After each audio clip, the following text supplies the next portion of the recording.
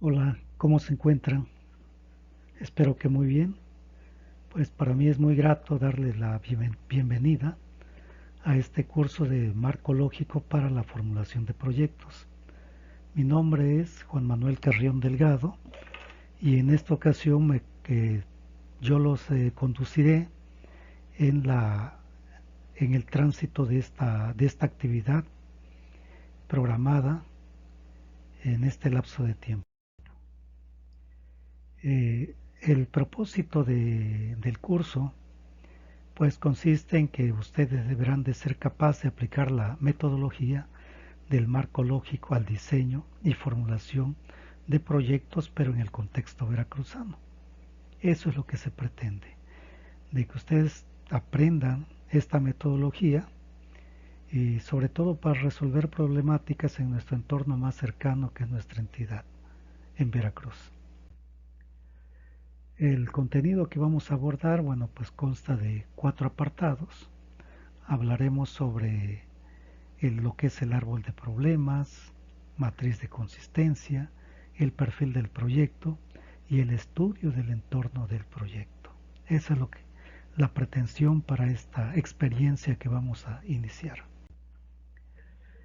A manera introductoria, pues vamos a iniciar principalmente por saber qué es un proyecto. Bueno, pues aquí tenemos una primera definición del Fondo de Empleo del 2011, donde nos dice que un proyecto es un conjunto autónomo de actividades interrelacionadas dirigidas al logro de un objetivo específico de desarrollo vinculado, vinculado a la capacitación laboral y promoción del empleo. Obviamente esta es una definición muy enfocada principalmente a los proyectos de tipo de desarrollo comunitario, desarrollo local, de desarrollo social. Fíjense bien, por lo general, los resultados de un proyecto están referidos a la dotación de habilidades productivas y competitivas de la población del ámbito rural y urbano necesarias para emprender o retomar la senda del desarrollo que le permitan mejorar su empleabilidad, sus ingresos y su competitividad. Estos elementos se reflejan en los respectivos componentes del proyecto, los cuales siempre se van a diseñar con base a la cadena de valor del proceso productivo de las actividades que desarrollan los beneficiarios. Como bien les he comentado, bueno, pues esto va más enfocado hacia la parte de lo que es el desarrollo de tipo social. Por otro lado, tenemos también lo que es un proyecto de inversión, aquí se le pone, bueno, pues que un proyecto de inversión es una propuesta técnica y económica para resolver un problema de la sociedad utilizando los recursos humanos, materiales y tecnológicos disponibles mediante un documento escrito que comprende una serie de estudios que permiten al inversionista saber si es viable su realización. Esto es de acuerdo con Escudero, que lo determinó allá en el 2004. Bueno, pues este proyecto de inversión aquí se señala, a diferencia del anterior, que es la definición de lo que es un proyecto, aquí ya es más específico, donde hace una descripción de lo que es un proyecto de inversión, donde nos dice que un proyecto de inversión pues viene siendo lo que es un documento. En sí es un documento donde se plantea lo que es una propuesta técnica y económica con el propósito, bueno, pues de resolver lo que es una problemática. Y en este documento, bueno, pues también se señalan cuáles serán los recursos, tanto humanos como materiales y tecnológicos, que se encuentran disponibles para poder darle solución. Esto es lo que entendemos como lo que es un proyecto de inversión, que en sí es un documento escrito que contiene una propuesta de solución a una problemática utilizando una serie de recursos disponibles.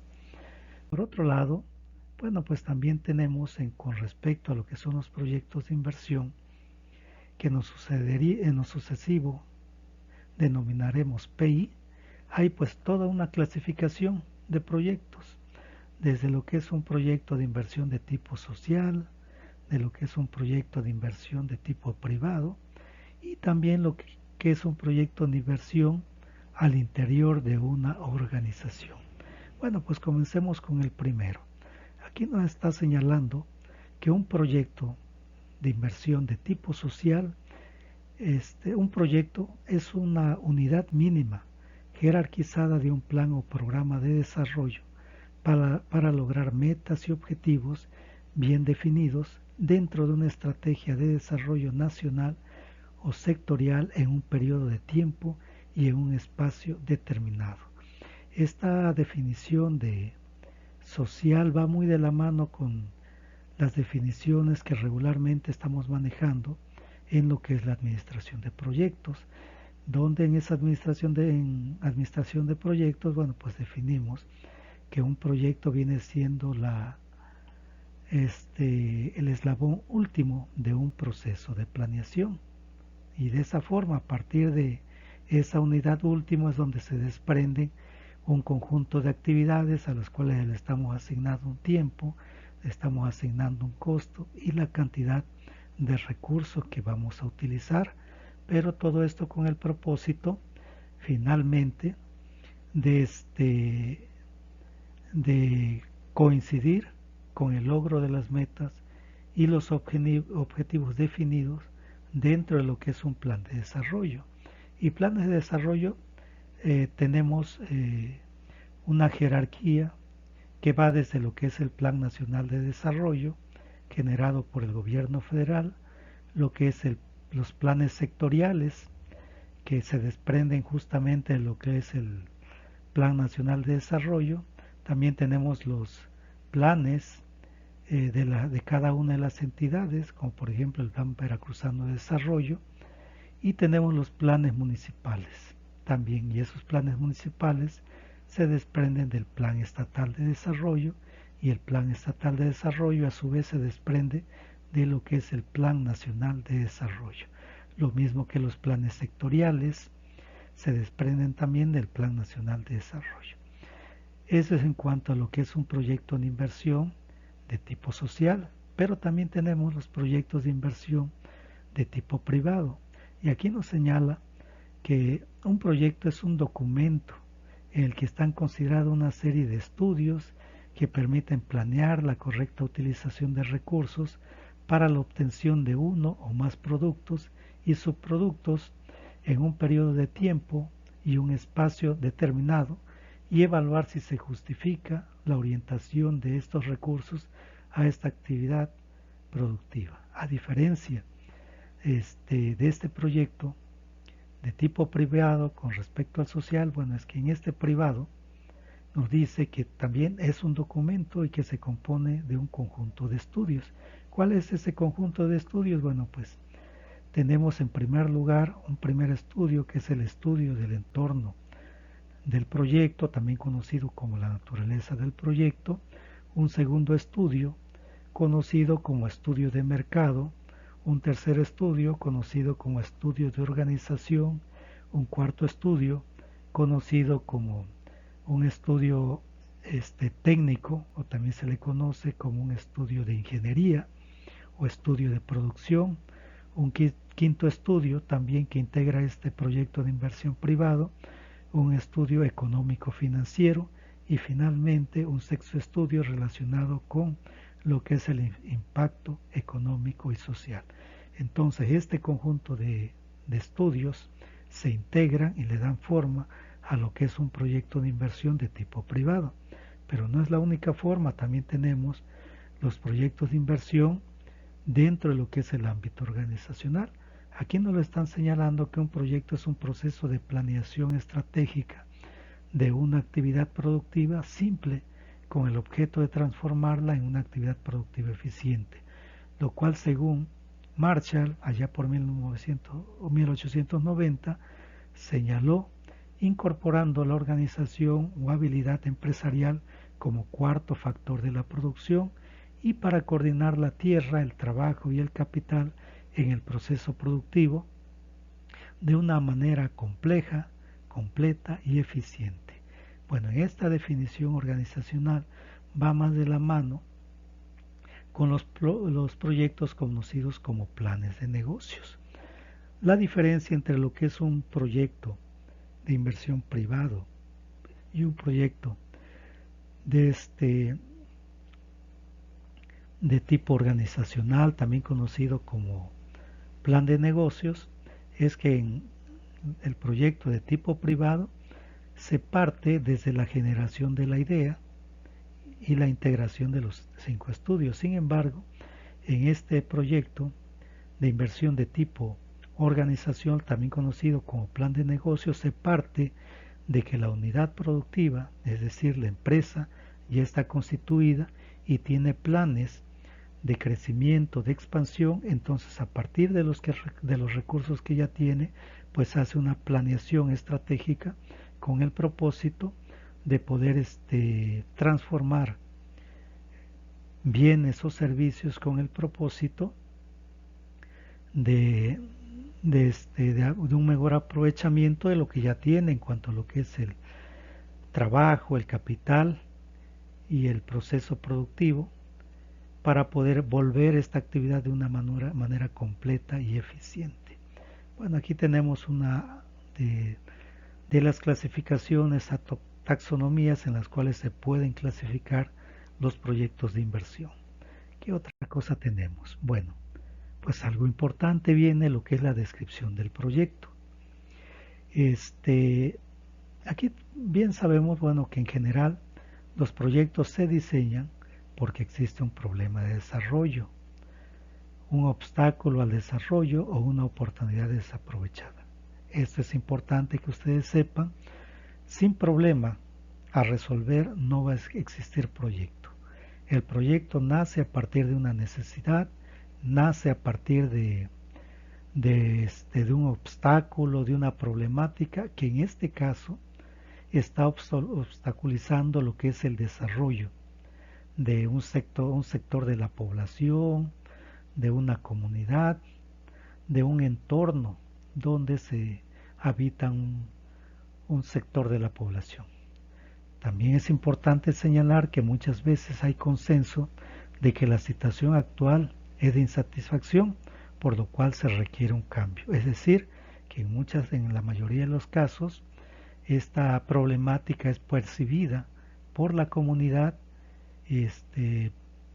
por la comunidad en la cual no se sienten satisfechos con la situación actual y por lo cual les surge lo que es un cambio. Esta situación insatisfecha la llamamos situación actual. Es la situación que prevalece. Si existe una situación actual insatisfecha, podemos decir que existe también una situación futura deseada, que sería el resultado de una intervención, entendiendo que una intervención es un conjunto de actividades dirigidas al logro de un objetivo y que principalmente pues estas actividades van a estar diseñadas para mejorar algunos o todos los elementos de la situación actual. Esa intervención es un proyecto de desarrollo que se ejecuta en el corto y mediano plazo para lograr en el mediano y largo plazo la situación deseada. Aquí tenemos lo que es un gráfico. En este gráfico, bueno, podemos observar esta línea ascendente, una línea continua, y posteriormente se convierte en una línea punteada, donde pues hay un proceso de insatisfacción a lo largo de estas líneas sólida y la intermitente, que hay un problema de insatisfacción donde la comunidad o la población se percata de que algo no está funcionando bien. Y si esta situación que se le conoce como situación actual es insatisfactoria, obviamente debe de existir una situación futura que se le conoce como lo que es una situación futura deseada. Y esta situación futura deseada se puede alcanzar a través de una intervención conocida como proyecto para poder elevar esos beneficios para alcanzar lo que es el desarrollo y de esta manera lograr a lo que es una situación futura deseada. Dicho esto, bueno, pues vamos a continuar con lo que les había comentado, que si no hay problema, pues obviamente no hay proyecto. En esta ocasión, bueno, en cuanto a lo que es una buena identificación del problema, es determinante para un buen resultado de un proyecto, ya que a partir de esto se establece toda la estrategia que implica la preparación del proyecto. No se puede llegar a la solución satisfactoria de un problema si no se hace primero el esfuerzo por conocerlo razonablemente. De ahí la importancia de poder hacer la identificación precisa del problema que se pretende resolver de la situación actual para poder alcanzar esa situación deseada en el futuro. Fíjense bien, las fuentes que originan ideas de proyectos pueden ser diferentes. Estas pueden surgir de distintos ámbitos, como por ejemplo la aplicación de una política de desarrollo, cuestión determinante en los fines que persigue un proyecto.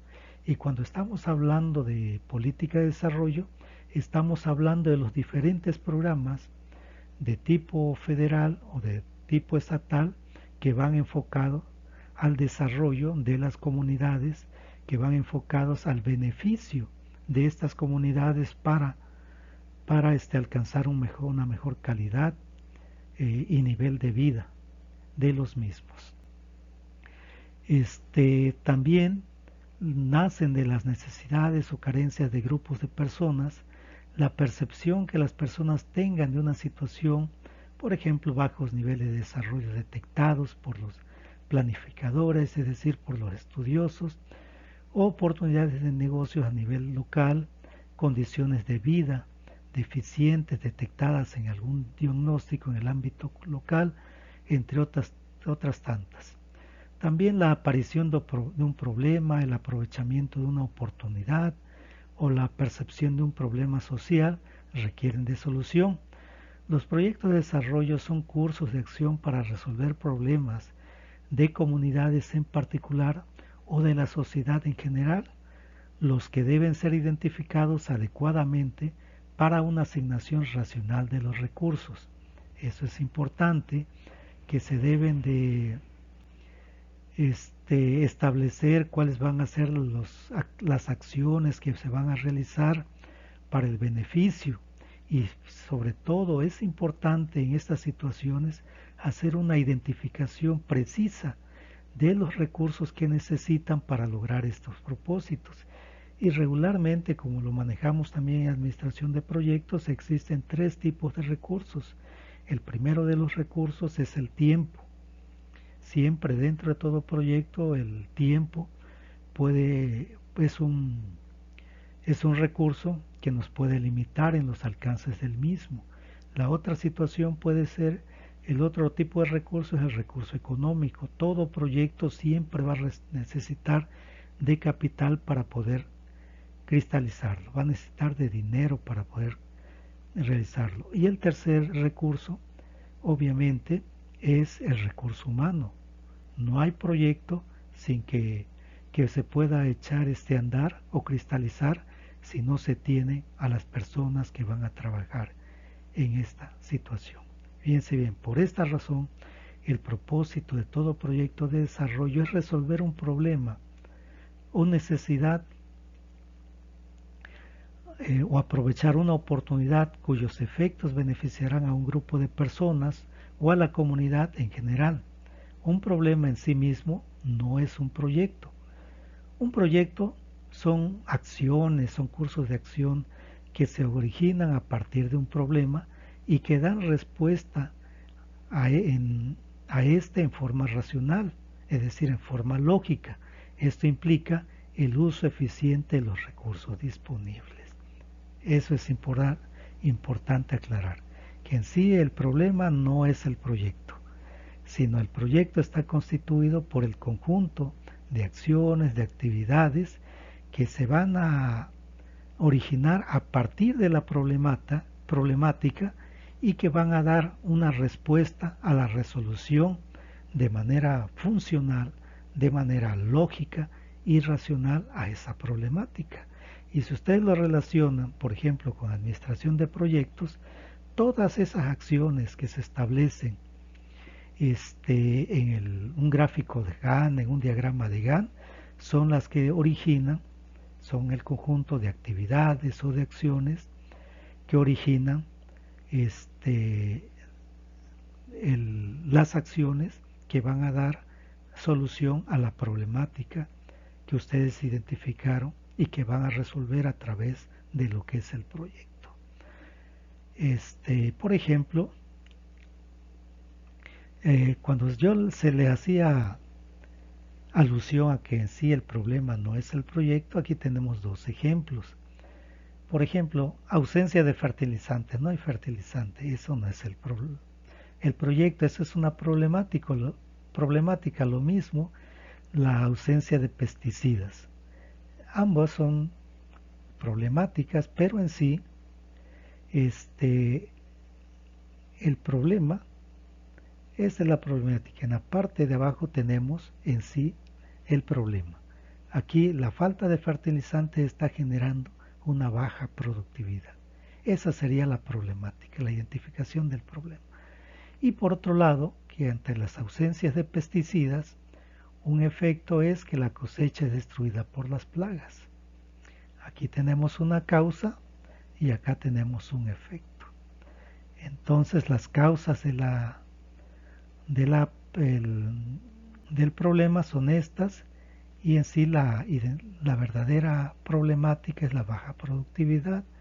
Una de las causas es no hay pesticidas, pero el efecto de la existencia de que no hay pesticidas es que la cosecha es destruida por las plagas. Es el efecto. Entonces lo que tenemos que corregir es esto para poder modificar esto que tenemos en la parte inferior. Bueno, por otro lado, veamos sobre la elaboración del diagnóstico socioeconómico de la población. Bueno, para esto vamos a ver qué entendemos como diagnóstico. Se entiende por diagnóstico de la situación actual la descripción de lo que sucede al momento de iniciar el estudio en un área determinada. Dicha descripción supone, en primer término, una presentación clara y detallada del problema que origina la inquietud de elaborar un proyecto. La importancia del diagnóstico es que permite corroborar o no que el problema identificado es importante y que arrojará la cuantificación y sobre todo el dimensionamiento de dicho problema, es decir, nos va a ayudar a obtener números y sobre todo a conocer qué tan grande es esta problemática. A partir de estos resultados se van a generar las características de cada una de las posibles alternativas de solución al problema afectado. En general, el propósito en sí de realizar un diagnóstico de la situación actual es validar, es decir, tener conciencia, es decir, evaluar la ocurrencia del problema o carencia social que ha dado origen a la idea del proyecto, así como dimensionar su gravedad. Este análisis servirá para dar forma definitiva al árbol de problemas, pudiendo suprimir o agregar nuevas ramas y o raíces. Aquí ya se está señalando una de las herramientas del marco lógico, que es el árbol de problemas que vamos a abordar en la siguiente sesión. Además, también es importante señalar que en este diagnóstico se deben definir y calcular los indicadores que servirán para medir el problema e identificar y caracterizar a las poblaciones directas e indirectamente afectadas y la población que será objeto de intervención del proyecto. Se debe, además, estudiar la oferta presente y también esa tendencia de la oferta histórica de programas que tienen o han tenido por objetivo resolver problemas similares. Los indicadores, es importante señalar que deben ser incluidos en el diagnóstico, son todos aquellos que se hayan definido a nivel de la finalidad, propósito y componentes de qué. Bueno, pues obviamente la matriz del marco lógico. Bueno, pues si se dan cuenta, en esta matriz del marco lógico, que forma parte también de lo que es la metodología, pues vamos a utilizar muchos indicadores, muchos valores para poder hacer la medición de cada una de las variables presentes en el diagnóstico. Y para esto se deberá retroalimentar este diagnóstico con el avance de la definición del proyecto. Bueno, es importante, es fundamental que el diagnóstico sea elaborado por un equipo interdisciplinario y con la participación de la colectividad afectada directamente con el problema. Y cuando hablamos de la colectividad afectada, estamos hablando de los grupos o de los grupos de personas que se van a ver involucradas y beneficiadas con la implementación de este proyecto. Finalmente, bueno, pues en términos generales, la elaboración del diagnóstico de la población afectada comprende las siguientes etapas. Bueno, pues la primera etapa se refiere a la ubicación de la población afectada, conocer que las condiciones de accesibilidad, las condiciones socioeconómicas de la población afectada, las condiciones socioproductivas de la población objetivo y el mapa del área de influencia. Bueno, cada una de estas etapas las vamos a pasar a describir a continuación. Por ejemplo, en cuanto a la primera etapa relacionada con la ubicación de la población afectada, aquí nos señala que es necesario tener conocimiento de la ubicación geográfica de la población afectada por el problema, es decir, ubicarlos dentro de lo que es un mapa donde se encuentra localizada la comunidad o el grupo de personas que se encuentra afectada por el problema. Este aspecto, considerando en conjunto con las condiciones de accesibilidad, condicionarán de alguna forma las alternativas de localización del proyecto. Es decir, aparte de identificar en un mapa de una manera geográfica dónde se encuentran ubicadas las personas que con presencia de la problemática, también es importante hacer la identificación de los diferentes formas o infraestructuras de accesibilidad. Estamos hablando, por ejemplo, en cuanto a las condiciones de accesibilidad, estamos hablando, por ejemplo, de caminos, de carreteras, de puentes, de teléfonos, de internet, por ejemplo, de ese tipo de los medios de comunicación y las infraestructuras que nosotros requerimos para poder tener acceso a ese grupo humano, tener acceso a esa comunidad, porque eso es importante hacerlo. Y eso es lo que vamos a hacer en esta primera etapa en cuanto a la ubicación de la población afectada. Y por otro lado también tenemos lo que son las segunda etapa, que son las condiciones de accesibilidad. Esto va muy de la mano con la última parte de la primera etapa. Aquí nos señala que el área de influencia de un proyecto debería abarcar dentro de lo posible una zona geográfica homogénea y que presente condiciones de acceso favorables en toda su extensión.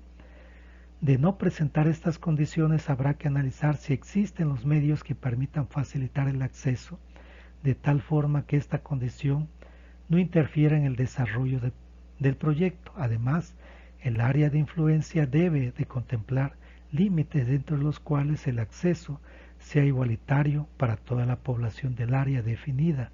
Es necesario analizar los tiempos de recorrido para abarcar toda la zona de influencia del proyecto. En cuanto a las condiciones de accesibilidad, es importante aquí cuando nos están señalando de que existan condiciones de acceso favorables y de que sea una zona geográfica homogénea, es decir, de que en ese grupo humano, de que en esa colonia, en esa comunidad o en ese caserío o en esa población existan igualdad en cuanto a las actividades, por ejemplo, las actividades productivas que realicen, que estén realizando, que se dediquen a las mismas actividades económicas, por ejemplo. Porque unas limitantes que pudieran existir es que existiera una gran diferencia de ingreso y por lo tanto hay una gran diferencia en cuanto al ingreso de sus habitantes y obviamente el grupo de menores ingresos sea minoritario, pues obviamente un proyecto para poder elevar el nivel de ingreso para estos que tienen un bajo ingreso monetario, pues obviamente va a ser un proyecto que no va a ser de mayor interés para el resto de la comunidad. Es por eso que siempre se busca que la población, que la comunidad, sus características económicas sean de preferencia igualitarias, que tengan casi siempre el mismo nivel de ingreso, que se dediquen por lo regular a la misma actividad económica. Esto va a facilitar mucho el poder efectuar esta parte de del proyecto. Y eso es importante, de que también el trasladarnos de un punto a otro, de los recorridos, no pues no sean muy largos.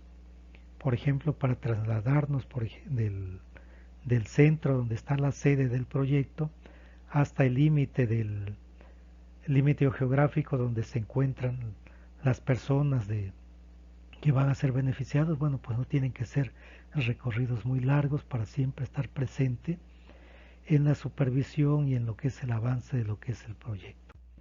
Una tercera etapa se refiere a las condiciones socioeconómicas de la población afectada. Si se dan cuenta, también esto se va enlazando con la fase anterior. Aquí nos señala que el área de influencia debe abarcar una zona en la cual las condiciones socioeconómicas de la población afectada sean iguales, es decir, donde los niveles de ingreso de la mayor parte de la población sean similares dentro de un rango determinado. Ello con el objeto de que la propuesta de servicio a entregar se adecue a las condiciones que ese nivel de ingresos genera.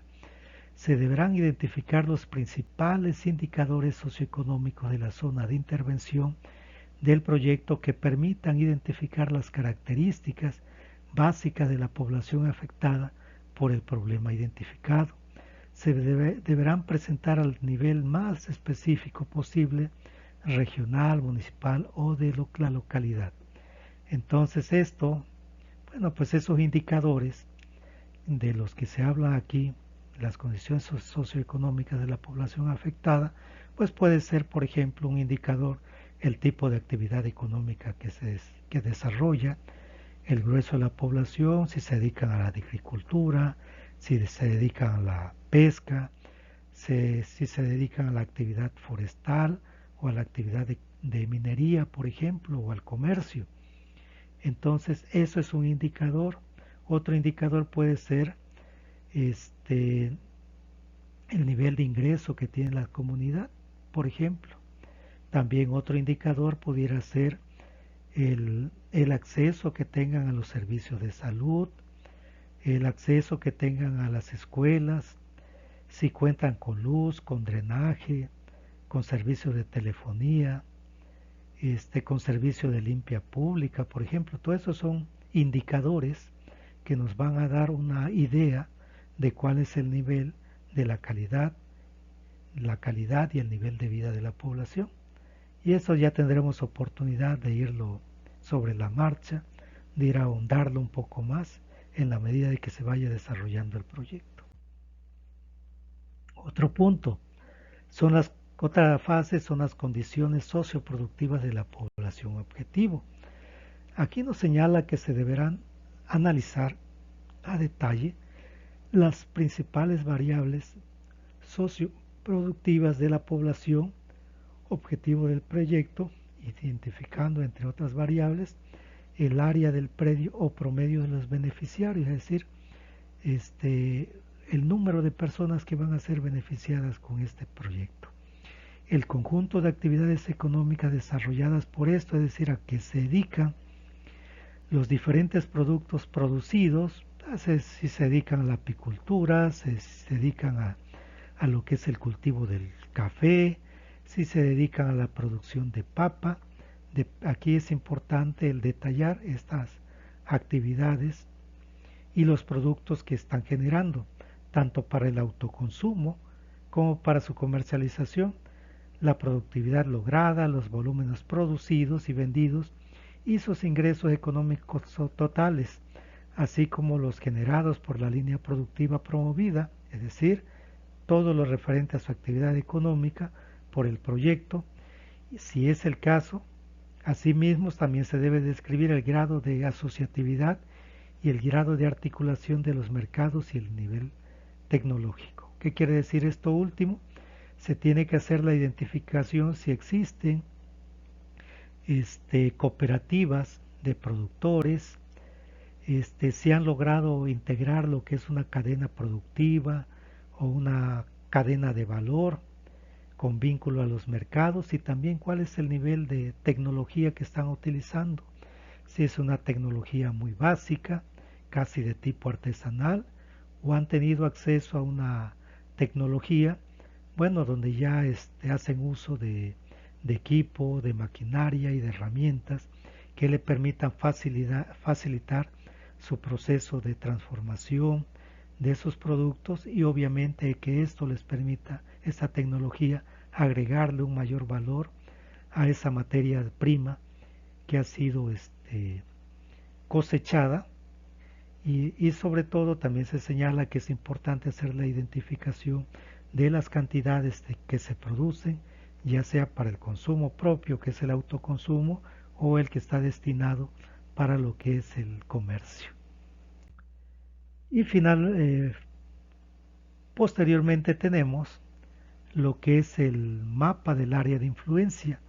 Y aquí nos señala también que para la identificación del área de influencia del proyecto, dentro del mapa del área del estudio ya confeccionado, se requiere de lo siguiente.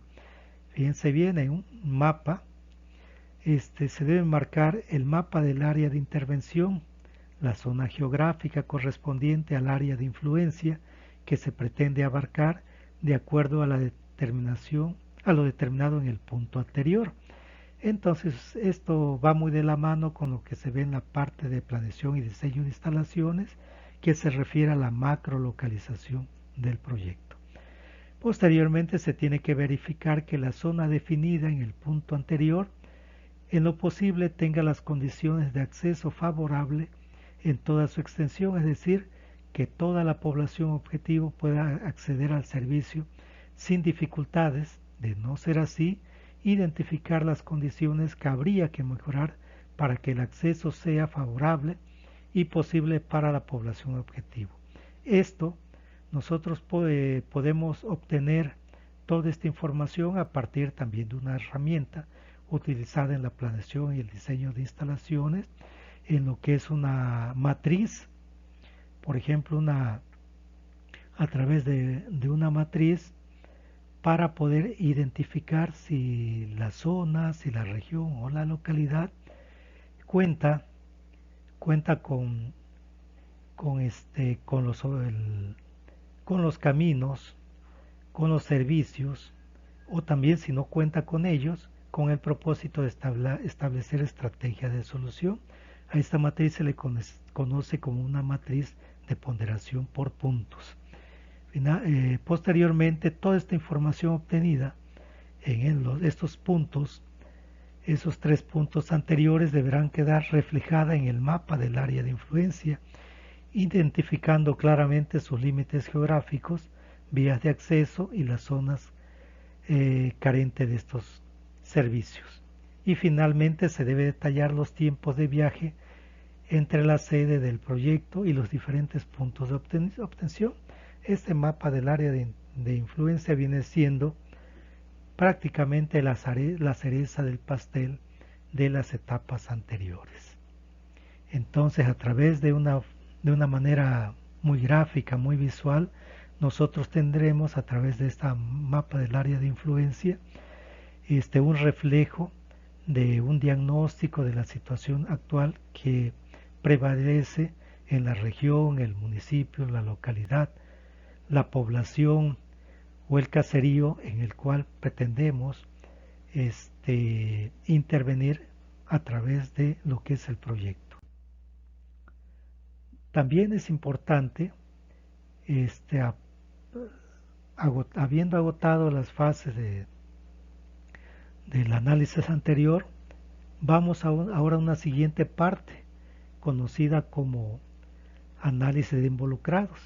Aquí nos señala que el análisis de involucrados consiste en identificar a todos los grupos relacionados directa o indirectamente con el problema que abordará el proyecto, lo que significa conocer qué actores se movilizarán en relación con el proyecto, teniendo en cuenta no solo su posición actual, sino también cuál sería su posición futura. Un elemento fundamental del análisis de involucrados es la determinación de la población beneficiaria, es decir, quiénes se van a beneficiar con la implementación de este proyecto. Este análisis se hace para tomar en consideración sus intereses, su potencial y sus limitaciones. A partir de este análisis se definirán los principales problemas percibidos y que serán insumos para la elaboración del proyecto. Es importante esclarecer e identificar, por ejemplo, cómo los beneficiados cómo perciben los diferentes grupos las causas y los efectos del problema. También, qué grupos apoyarían una determinada estrategia que se propone para superar un problema de desarrollo y qué grupos se opondrían. Es decir, aquí es importante identificar quiénes están a favor y quiénes están en contra de la propuesta de proyecto. Esto, si nosotros lo trasladamos a la realidad, obviamente en los megaproyectos que actualmente tenemos en nuestro país, esos megaproyectos como por ejemplo lo que es el tren transísmico, que va a unir lo que es el Océano Pacífico y el Océano Atlántico a través de un corredor industrial y el recorrido de un mapa. Ese es uno de los proyectos de la actual administración. Lo que es la planta petroquímica de Dos Bocas, lo que es el Tren Maya, lo que es el aeropuerto de Tulum, el aeropuerto de Felipe Ángeles, lo que es el tren del TEMEC, del que se ha estado hablando muy poco. En todos estos megaproyectos de la actual administración existen grupos a favor y grupos en contra. Entonces, en este análisis es importante que nosotros también identifiquemos cuáles grupos son los que estarían a favor y cuáles estarían en contra de la implementación de estos proyectos. Pues como en todos los proyectos siempre va a haber beneficiados, pero hay otros grupos que van a ver afectados sus intereses y que por lo tanto se van a oponer a lo que es la realización de este proyecto. Por otro lado, el poder, es decir, el mandato legal o estatutario que tienen las organizaciones para apoyar u obstaculizar la solución del problema, así como los recursos que tienen para apoyar u obstaculizar o impedir la solución del problema mediante la estrategia que proponemos. En cuanto a esto, bueno, pues también existen grupos organizados que pueden tener alguna figura legal que les permita oponerse al establecimiento de estos proyectos, pueden imponer diferentes recursos como lo que son los famosos amparos para evitar que se continúe con esos proyectos porque ellos se ven afectados en sus intereses. Entonces, esto es de vital importancia porque si tenemos idea de quiénes están a favor y quiénes están en contra y cuáles serían los obstáculos a los que nos enfrentaríamos, pues bueno, pues también podemos a partir de esto hacer el diseño de estrategias, ¿sí? Eh, Esto es de vital importancia conocerlo para saber cómo vamos a maximizar el apoyo y minimizar la resistencia cuando el proyecto se comience a ejecutar. De ahí la importancia de hacer este análisis de involucrados. Aquí les estoy presentando una matriz para poder hacer un análisis de involucrados. Tenemos una serie de columnas, tenemos 6 columnas, donde vamos a identificar en la primera los grupos, a los intereses, en la segunda, en el tercero, interés en el proyecto, cuarta, que se refiere a los problemas percibidos, 5, lo que son los mandatos y lo que son los recursos. Por ejemplo, en los grupos básicamente son aquellos individuos o colectivos sociales que reúnen ciertos atributos y recursos estratégicos que les permite tener capacidad de incidir o influir en las políticas. Esos grupos de individuos pueden ser asociaciones, pueden ser cooperativas, pueden ser agrupaciones sociales, pueden ser comités que pueden influir, que pueden incidir a favor o en contra de las políticas que se implementen del proyecto.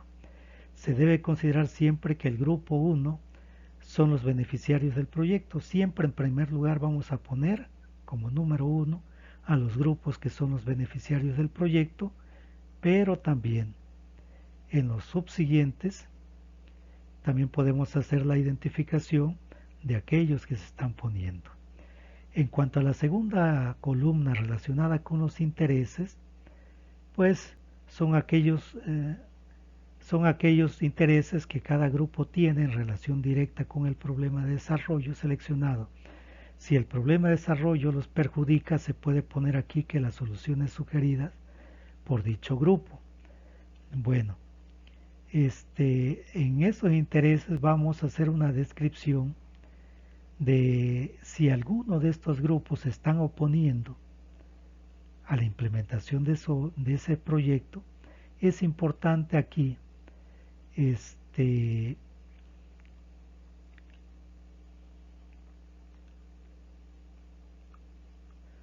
importante hacer una descripción de indicar cuáles serían esos intereses positivos que pudieran tener estos grupos con el proyecto y cuáles serían esos intereses negativos o en qué los afectaría, ya que esto en algún momento puede cambiar lo que es el rumbo, hacer un redireccionamiento del diseño de las actividades del proyecto, o también hacer hacer una descripción de cuáles son las cosas positivas que están observando esos grupos de interés o cuáles son las cuestiones negativas que ellos están percibiendo sobre cómo se ven afectados o cómo se ven beneficiados los grupos de interés con la implementación del proyecto. En esa cuarta columna referente a los problemas percibidos, bueno, pues son los problemas específicos o condiciones negativas relacionadas al problema de desarrollo, tal como los percibe el grupo perjudicado o afectado. No debe ser planteado como solución encubierta. Por ejemplo, no tenemos fertilizantes en el ejemplo anterior, sino como condiciones negativas. La cosecha es mala. Es decir, esto quiere decir que aquí en los problemas percibidos se tiene que redactar, se tiene que poner no en sí la causa, sino cuál es el efecto que ellos están viendo como un problema percibido, ¿sí? En cuanto a los mandatos, que sería la quinta columna, se refieren a la autoridad formal que tienen ciertos grupos organizados y que están contenidos en sus estatutos, es decir, si están organizados, si tienen reglamentos o si se encuentran dentro de la misión de esa organización. Entonces aquí es importante señalar si estos grupos organizados les confiere alguna autoridad su reglamentación legal para poder intervenir, o si incluso si están dentro de la misión de la organización, el que ellos puedan intervenir en contra de la implementación de ese proyecto. Y finalmente tenemos la última columna que se refiere a lo que son los recursos. Estos recursos pueden ser financieros o no financieros.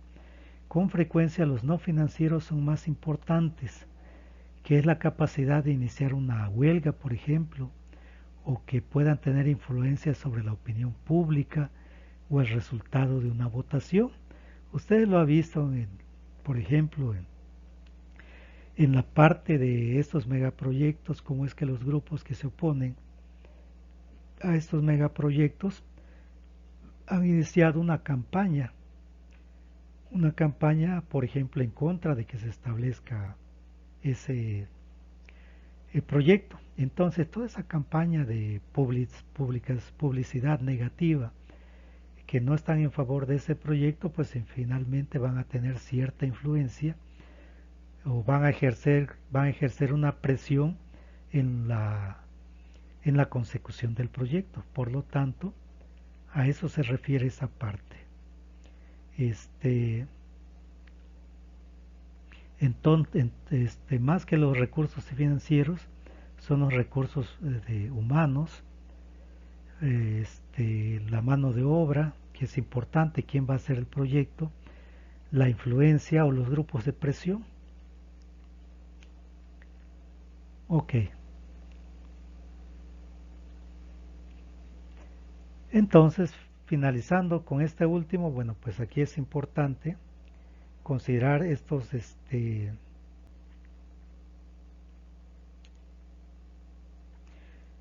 grupos humanos que es la parte fundamental de un proyecto. Reitero nuevamente, la mano de obra, la influencia que ellos pudieran tener también sobre las decisiones del proyecto y que también se pudieran convertir en lo que es un grupo de presión. Bueno, pues esta es la matriz de análisis de involucrados que debemos de realizar. Por otro lado, también vemos que para un análisis es recomendable plantearse las siguientes preguntas. Bueno, pues hacer un proceso reflexivo y darle una respuesta a los diferentes cuestionamientos que se pudieran presentar, como los que tenemos a continuación. Por ejemplo, ¿quién está directamente afectado por el problema específico que se está analizando?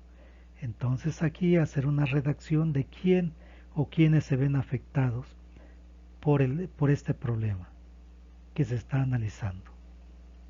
¿Sí? Por ejemplo, cuáles son los ingresos de las diversas personas y actividades y entidades en relación al problema. ¿Cómo percibe cada grupo el problema? Eso es importante.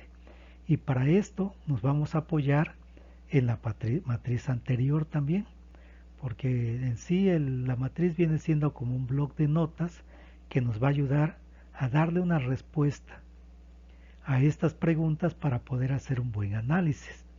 Por ejemplo, como esta tercera pregunta, ¿cómo percibe cada grupo el problema?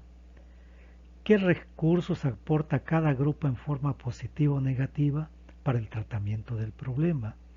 ¿Qué responsabilidades organizativas o institucionales tienen algunos de estos grupos? ¿Quién se beneficiará con el proyecto? ¿Qué conflictos podría tener alguno de los grupos de actores con alguna estrategia particular del proyecto? ¿Y qué actividades se pueden realizar que puedan satisfacer los intereses de las diferentes personas y entidades?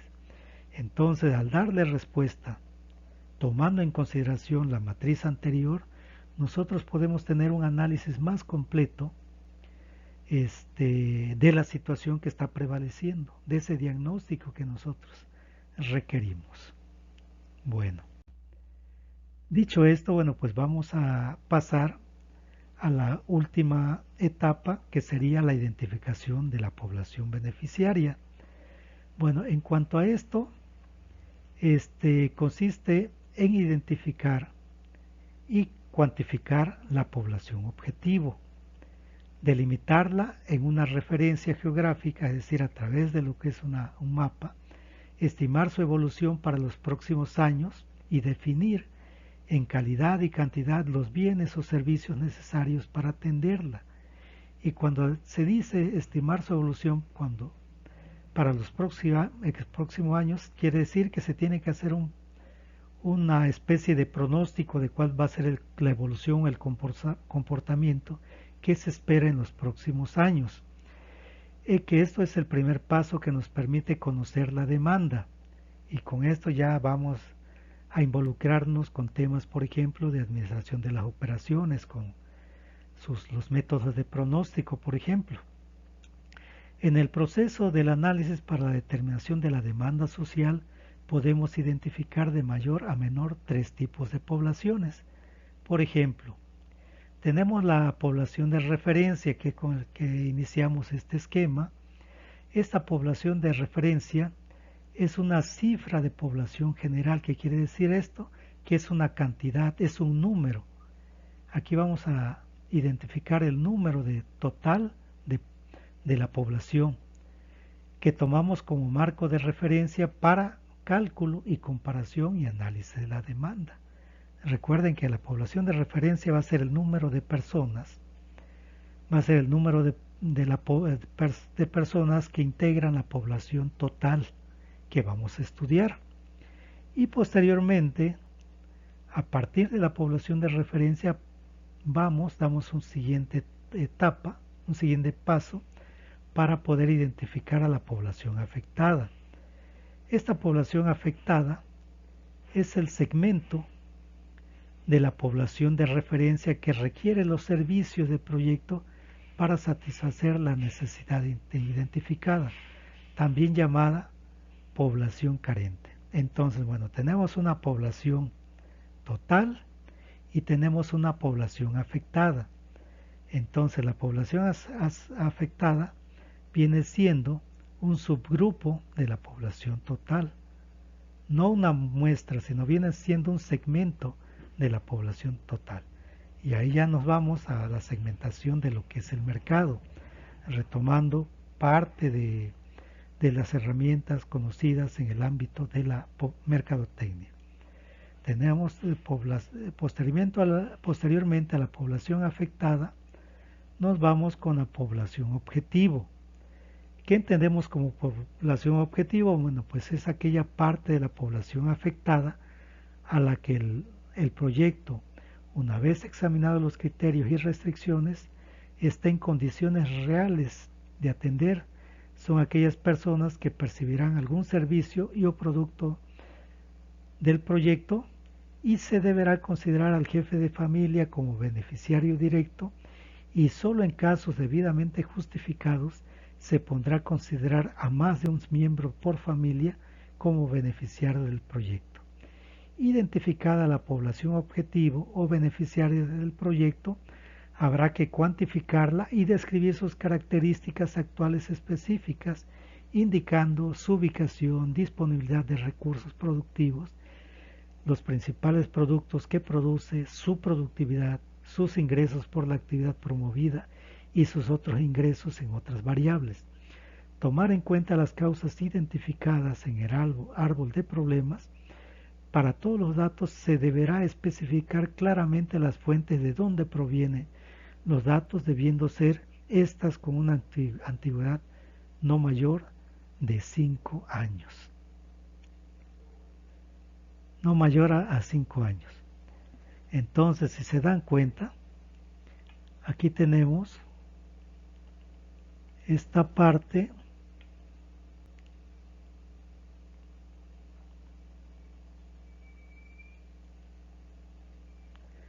que tiene la población de referencia, y la población afectada es un segmento de la población de referencia, y que la población objetivo también es un segmento de la población afectada. Entonces, en cuanto a la población de referencia y a la población afectada, pues vamos a identificar el número de personas que componen esa población y lo mismo vamos a hacer con la población objetivo, pero en cuanto a esta población objetivo, pues obviamente vamos a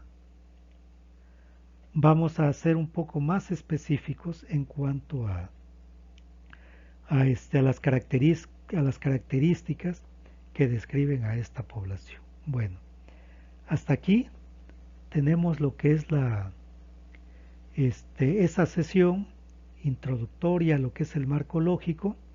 Ya tendremos oportunidad de hablar sobre lo que es el árbol de problemas, sobre la matriz del marco lógico para poder comenzar a darle forma a lo que es el proyecto que vamos a iniciar. Bueno, hasta aquí vamos a dejar esta sesión y nos estamos viendo en el próximo encuentro virtual. Espero, no me queda más que desearles que tengan un productivo cierre de jornada y nos estamos viendo hasta la próxima vez. Es un gusto el haber compartido y departido esta sesión con todos ustedes. Hasta muy pronto.